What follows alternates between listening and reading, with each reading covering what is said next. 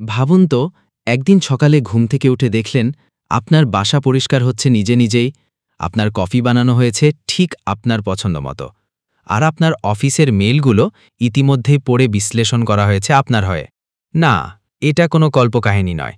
এটা হচ্ছে কৃত্রিম বুদ্ধিমত্তা, আর্টিফিশিয়াল ইন্টেলিজেন্স বা এআই এর বাস্তব রূপ।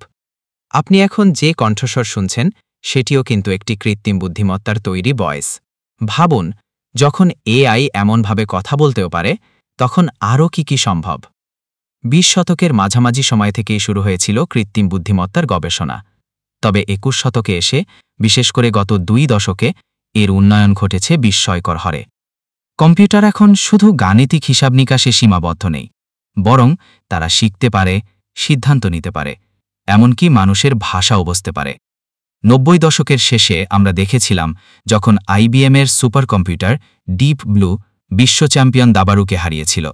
আর আজ এখনকার এআই, যেমন জিপিটি কিংবা ক্লড, শুধু খেলা নয়, তারা কবিতা লেখে, কোড করে, গান বানায়, এমনকি ভিডিও তৈরি করে।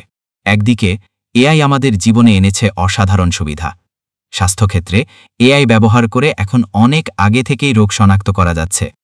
এআই আমাদের শেখার পদ্ধতি পরিবর্তন করে দিয়েছে, উৎপাদনশীলতা বেড়েছে বহু গুণ। তবে অন্যদিকে এই প্রযুক্তির ফলে তৈরি হয়েছে নানা সংখ্যা।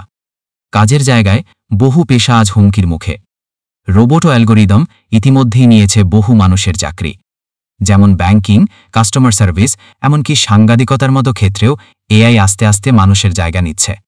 আর সবচেয়ে বড় ভয়, যদি একদিন এআই মানুষের নিয়ন্ত্রণের বাইরে চলে যায়। বিশ্ববিখ্যাত বিজ্ঞানী স্টিফেন হকিং বলেছিলেন, এআই মানবজাতির অবসান ঘটাতে পারে। এমন আশঙ্কা আজ আর শুধু বিজ্ঞান কল্পকাহিনী নয়। কিন্তু প্রশ্ন উঠছে, এই প্রযুক্তি কে নিয়ন্ত্রণ করবে? যদি বড় বড় প্রযুক্তি কোম্পানি কৃত্রিম বুদ্ধিমত্তার ভবিষ্যৎ গড়ে তোলে, তবে সাধারণ মানুষের নিরাপত্তা কে নিশ্চিত করবে? বায়াসড অ্যালগোরিদম, গোপনীয়তা লঙ্ঘন, নজরদারি, ডিপ ফেক, সবই এআইয়ের ভয়ঙ্কর দিক। এআই আজ আমাদের সহকারী, কাল হতে পারে আমাদের নিয়ন্ত্রক। ভবিষ্যৎ নির্ভর করছে আমরা কেমনভাবে এর সাথে সহ অবস্থান করতে শিখি। এই প্রযুক্তিকে ব্যবহার করতে হবে দায়িত্বশীলভাবে, মানবতার কল্যাণে।